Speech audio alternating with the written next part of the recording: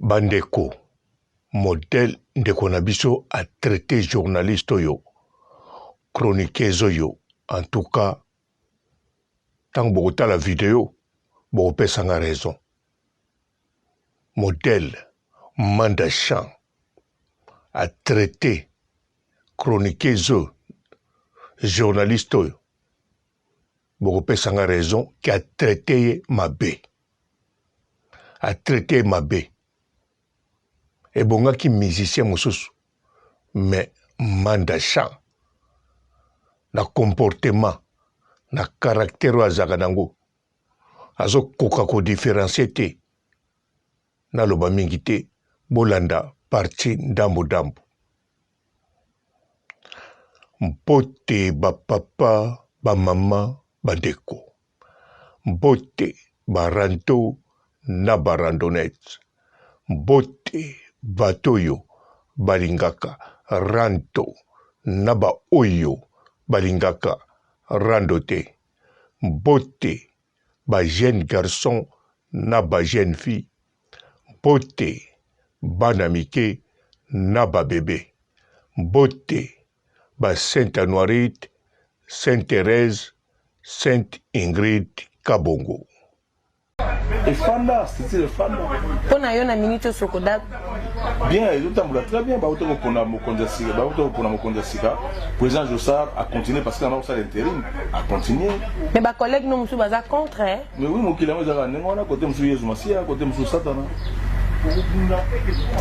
Ce qui a encore c'est un peu de conseils na bana wenge, n'esprit wenge au bateau bazolanda biso. Bana wenge so ngo c'est un conseil ngo banda kanga na batna tangeliwa. Nani neti nani. Didier Marcella, Werasson, Jiben Piana, Blaise Boula, Adolphe Dominguez, Roi Pelé Marie-Paul, Manda Chante, Alain Pella, la chanteur Bangoné. Faire rigoler pas bêta na wenge. Madame, doyo vous savez chanter. Excusez-moi la question.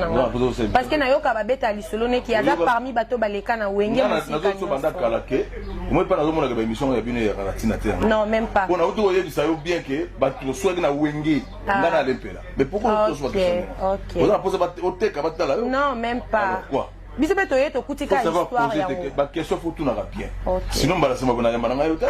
Po yo zo nsema kama po so na kamuna yo na orchestre na bango wana zana makamuna na orchestre na bango alors ko comme ça moi te comme actualité na bango non ozo kotsa ko ba pona kwesa ni na ba place ya ko kosa tangu na yo kabaloba wenge juste na sina yetse yo depuis na émission na bina yo ke Alain Pena Manda ngana ngona ka wenge sori wana parce que après comment qui mutu wenge so ke na kati respect il y a respect. Un peu bar maman, cocotte côté. Et puis mission est sextilité. Et tu as souni. Ngam non le bestilité. Ok, donc moi un mot à dire na ba fan balandara yo na bato nyos bandako libanda mboka malgré mais minga likolo na émission donc bato ba soutenir ko ba balinga musique na yo. Je suis journaliste au milieu du village. Je suis la carrière que je suis donc, maman Bongonda. Maman Bongonda, merci pour l'émission. Merci à caméraman. Pour vraiment émission, ok, voilà, on est là, on est arrivé à la fin de l'émission. C'était moi, la vôtre glorieuse. Donc, merci à votre photo. Donc, voilà. Donc, et si ok,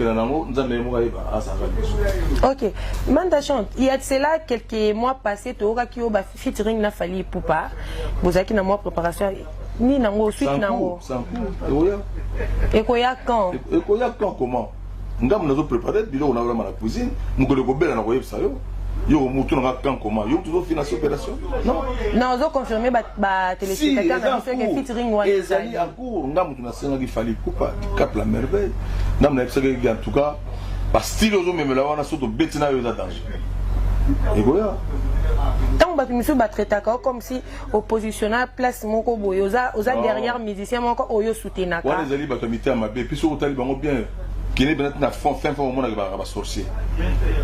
Tala bana mudande mona oza contre ba lo bambala mo muninga il y a contre la mosquée. Quel est le on a dit, on a pas associé. Ali a pas pu mener facilement.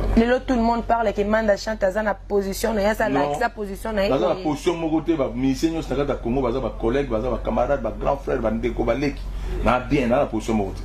Mais ça va bien, c'est vous les journalistes, vous pouvez ça ma bon, ça, on a une émission, au bon délire, au looking up pour cette émission. Vieux, naïe, tout cette émission, après, quand ça titre, moi, je ma bé pour la frère, mon boy. Allez, interpréter ma bé. D'abord, si j'ai un combien ma bé, on a interprété ma bé, il y a un truc à vous déjà mission de moi. Donc, bien, on a des ordres. Non, ceux qui m'ont d'abord une pour ça l'interview, bah, tu vas sur la ma bé, pour moi, la langage, ça m'a dit qu'il y a Kala, non? Non, c'est juste qu'il faut. Boye ba couper ça comme la bino surtout dans le titre parce que yom toujours la mituna tu n'en avais pas moins ça. Non, quand je demande que vous parlez le featuring avec Fally ou pas. Oui, na ngai comme ma be na bande rebelle on est sûr que je ko ma be parce que ma question la bino tant que tu tient dans le titre. Ba musicien basé belé. Mais pourquoi ils allaient qu'il fallait featuring na Fally ou pas? La question ndenge za na kata musique depuis mukile banda ba featuring za na mboka. Peut-être il y a un déjà sous secret là au moins makamiki non, Yangote, voilà la question musique tout le temps. Yangote, ça n'a rien à voir. Nous avons un bango nyoso bien. Bande bango nyoso mon la musique, nous avons un problème. Et tout coup dans la bango nyoso raté. Donc. La bango nyoso va faire et tout le monde. Tout le monde yo dingi wana. Tout ça la bango nyoso. Donc, tout coup dans la bango nyoso même pas quoi. Voilà.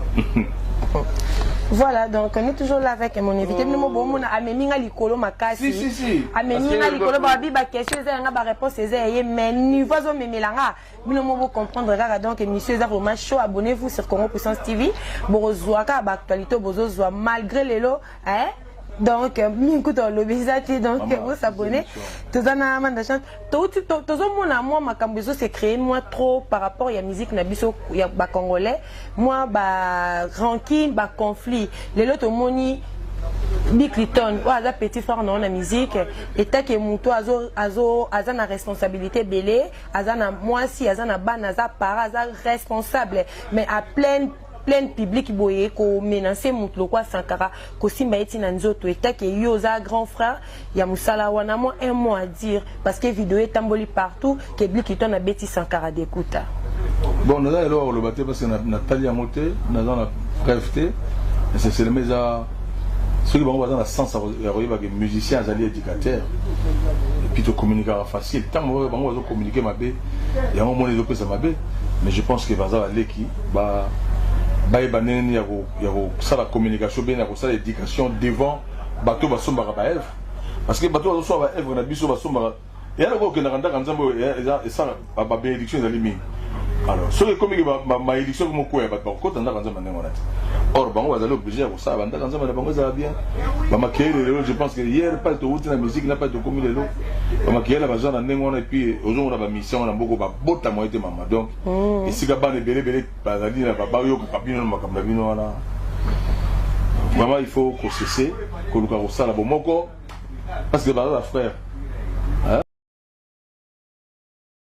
si comportement na mabe ko tambola oyo bango ba copier et ça comportement na ngai mabe na lati bango ça wenge balobaki bon chic bon genre il y avait des gens qui étaient moi classe solo il y avait des gens qui mature il y avait des gens accoutrement même il y a moi na wenge propriété wenge courageux wenge moi chic wenge ngana bien moi wenge comme on espère wenge ya ko yiba mbonga baninga na ko futa baninga mbongo te na on espère wenge quand on parle OK na kana yo ko kusama makaba kana yo koma wenge wana nde wenge wana to wana wenge wana ngana yebite ngana yaki na wenge tango ba bazala ba pantalon minene na ba ceinture na ba sapato na no pete banda couper ya nakite donc wenge ngana yebi yango wana wenge après alengana ngana alempela mon frère alempela wenge mususu ezala te to suka ki wana après on est comme ba wenge yaba quand votre collègue Nan Blaise vous la parle qui est esprit wenge tout le monde a même qui esprit wenge qui conserve donc qui esprit wenge wana et lobi makambo belé na kati tout le monde a comment le belé qui esprit wenge donc qui esprit wenge bah tu vas interpréter ma be yazo wana mayele mona wenge az esprit abudaka aboya rabatu wana makambo na yo mtozolobi mona wenge abudaka aboya rabatu mona wenge ali la complexité un point bas ya ko bouder batu ko boya batu pourquoi mona wenge déjà mature nenga na yebeli et puis elle commence à bouder biso bouder batu non est cool là ngana utu ebandi to kutana kale ngana tu sala émission oui ba tebe ba ngara tena makambo wana Donc combo et wenge je pense et beaucoup fois tant que wenge me panza na mais on nous ça kinda munda muna ye wana soko beta kuna kanza to beta na wenge mon consulat na ali mona wenge yo beta ka pa na ye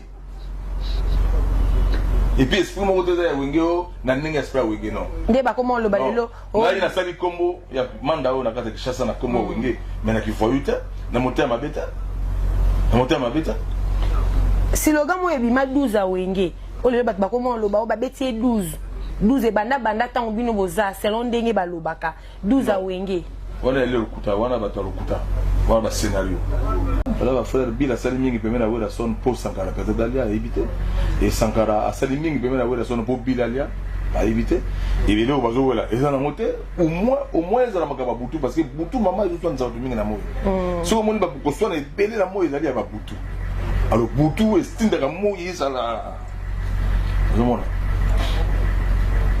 Lelo ce qui neti fait rigola nenga zo sala orchestre azo sala album na ye Dynastie a proposé pe que grand frère nanga manda chante oyo aleka na wenge musique à 4x4 acha mo vocal to acha mo nzembo okozala d'accord na ko yemba na yebi non masula nengo na te et puis bon yo to tourner peut-être au soir ce qui lelo asengi yo fait utapa na bango pa na yo to senga na bango beti donc masula nengo no mo ba non pa na bango ke yembo ya pa na on a marché bien alors parce que au Banango Masoda n'est soki bango fois Banango yo journaliste c'était hein demoiselle ou madame je sais pas ok voilà comprenez mon émotion quelle sorte d'émotion donc il y a une salle dans la émission mais bisabino donc comme manda chante il disait il faut que depuis Paris donc yo mozomona viens na meminga ga likolo nga be na tika kate donc comprenez mon émotion nazala grand frère on a sepela lelo na vanda na ye na beta na masola musique donc toza wana kaka to beta no lisolo ya viva la musique amukie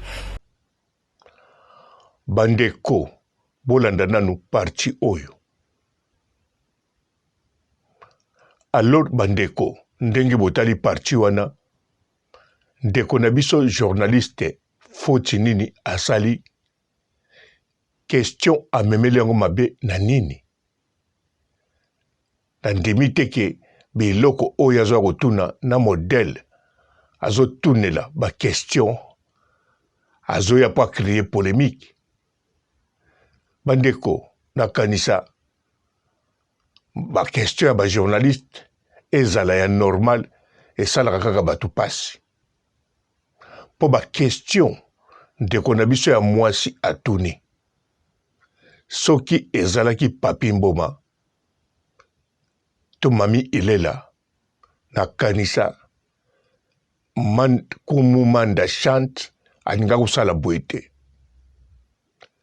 nayebi bokoloba no bachroniqueuse ebele babebisa yango balobaka muyaka moko afingisa bayaka nyonso alors bandeko moto alobaka bongo aza motema mabe aza ndoki soki d'après ye soki muyaka moko asalaki mabe pa na ye ale ye alobi muyaka wana akofingisa bayaka nyonso seke ye moto alaki moto mabe eza muyaka wana te ntango mosusu mpe asalaki ne faute grave te me ye lokola azalaki na posa ya kofinga bayaka yango etikala bongo alors fo koyebaka moto aloba proverbe wana aza ndoki ngambo nalobi yango papa robo ndenge moko oyo akoya azotraite bino bachroniqueuse bozalaka boye bachronifuati bozalaka boye aza deja moto mabe oui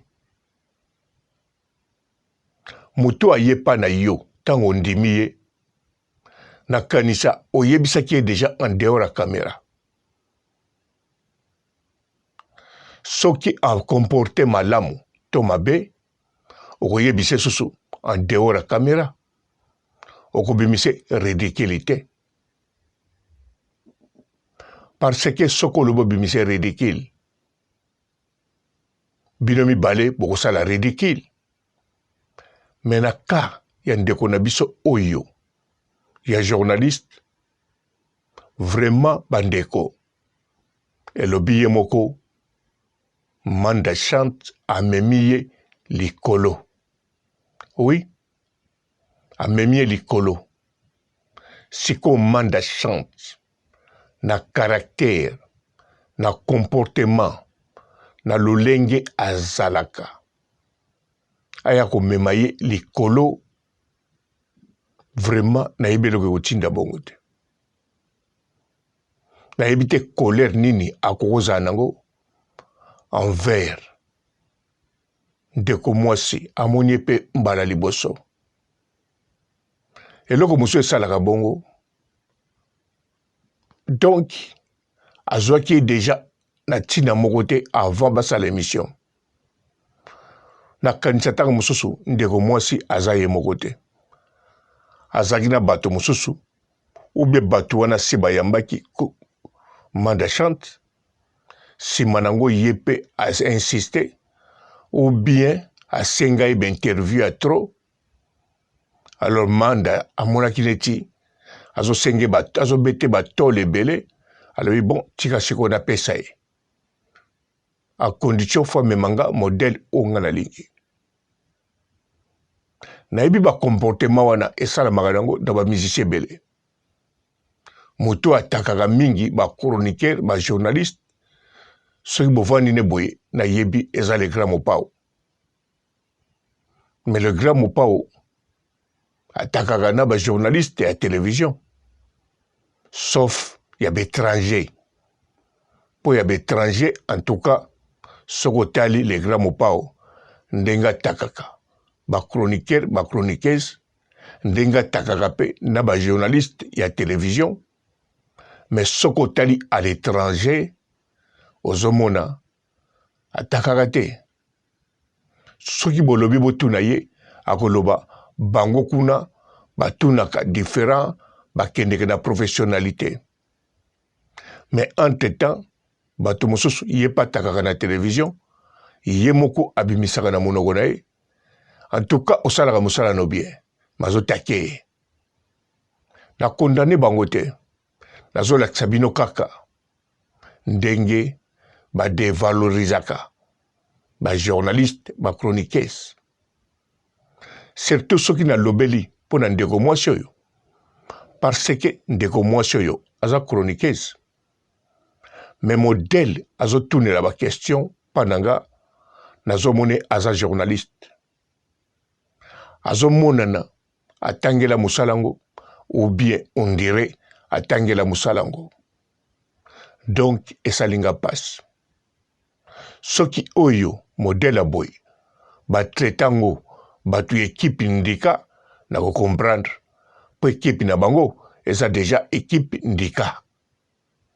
Ba Marika Mania, ba Carmen Odia, ba Grace Temo, ba Fivette Mayemba, batu wana ba mura de la presse. Mais ndeko mwasi yo modèle azo salela, modèle azo tuna. Et puis yende mutazana maîtrise ke kumbu Manda Chante. Na yebi eloko esalaka bongo te. Mais d'autre part, kozala inférieur et financièrement eza likambo lisusu ya mabe ya somo. Oui, po soki ndenge bazaka wana tozwi Dalida Mpiana akoma chroniqueuse azwa micro abando kende na ndimite bako tete boy. Bien sûr bako luka raison yoza mwana musicien ozo comprendre biso mais sous bako zwa raison bazo traiter bien pour amona ke bazanga na problème na père na été soki peto jesu so mwana mukonzi moko toto sala penza mukonzi moko azaki ubia zana général abasoda ya jeune bien sûr ba général jeune pe bali il y a 40 ans ou bien moins de 40 ans ata colonel alobi bon tika na sala musala nanga à part musala na zanango nasalaka ki chroniqueur nanga ki chroniqueuse comme divertissement. Soko ye na voiture na ye ya kitoko na jeep musozola na sima ba garde corps ba telemi ayeko yamba mutu naza ser soko tuni ba question oyo kutu ya ndeko mwasi ote po ya ndeko mwasi oyo bakoloba na ye mo colonel en tout cas bato neti bino toza na besoin botunaka biso ba question ba o bayaki liboso babebisaka soko atuni modèle équipe indika bakoloba mo colonel tango akotiakaka mo colonel la otuna ye olingi oloba yaloba te ndenge naloba otuni yango mpenza bien na ndenge basoda te bato neti bino tozoluka tango ozotuna nga nasoki bapenzaki wazotuna soda bakoluka esquisse. Donc, en bref, respectaka mutu azali bosonete. Nakoloba te ba chroniqueuse ou ba chroniqueur. Et puis ngai na kanisa bato ba monanga na mokili banda na botama ti lelo na komi boye nanu na loba na monoko nanga te moyaka moko abebisa bafingisa ba yaka nyos. Bien sûr na yoka yango banda bomwana. Mokola liboso na yoka kiango na banako sola pe na vie nanga moko ya muyaka auta kipe direct de bag ndondo ayako ekola ki menisier na ba voisin mais bazo traiter déjà muyaka mazaki na respect ya nenga osakana te alors nazaki mwana moke mais douleur wana na yoka yango tilelo soki kaka olobi nanga muyaka moko afingisa bayaka nyonso namonaka kaka nga nalati coupe vie nanga na pa osala mosala kitoko bazo traite de tout azoseka kaka akende na ye na comprendre jamais etanke na tikala komona batete mutu moko bongo te etushanga yango oyo aza na mokili oyo sa yokanga na prononsa likambo wana naza te na koprononsa yango mpe te yango wana eza te chroniqueuse moko to chronifuati oyo nyonso bokobenga afingisa bachroniqueur na bachroniqueuse nyonso ndeko mwasi asali mpenza mosala vraiment ndenge esengeli soki baboyi bakomo traite bandeko basi ya boye bazosala mosala modele ya boye batraite lolenge wana en tout cas eza pasi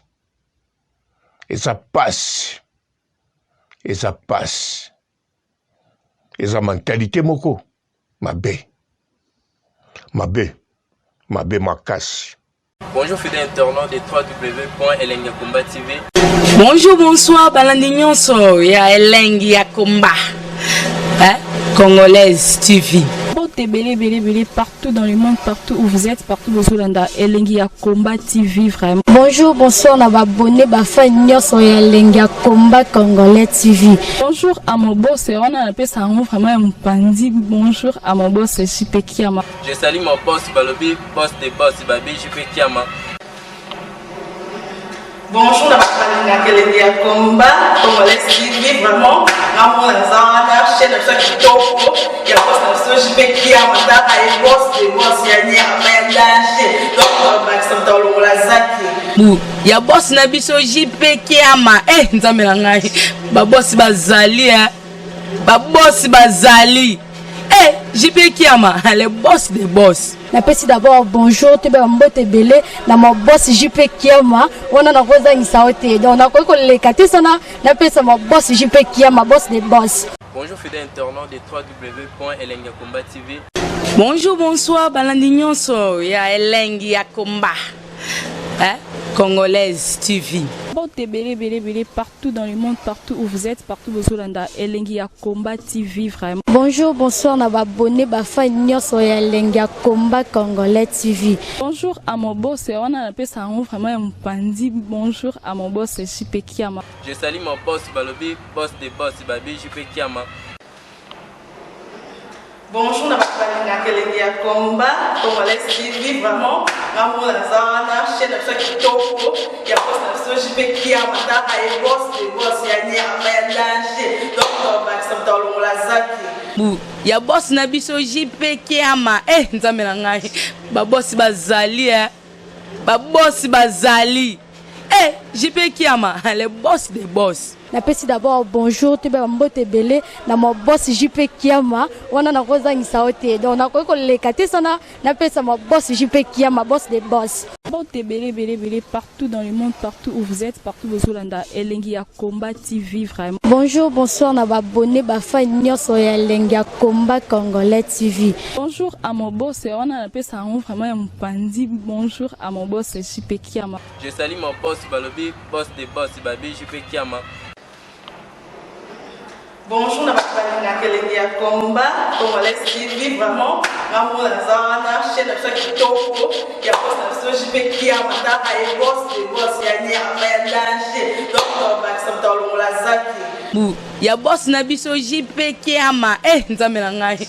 Ba boss bazali Ba boss bazali.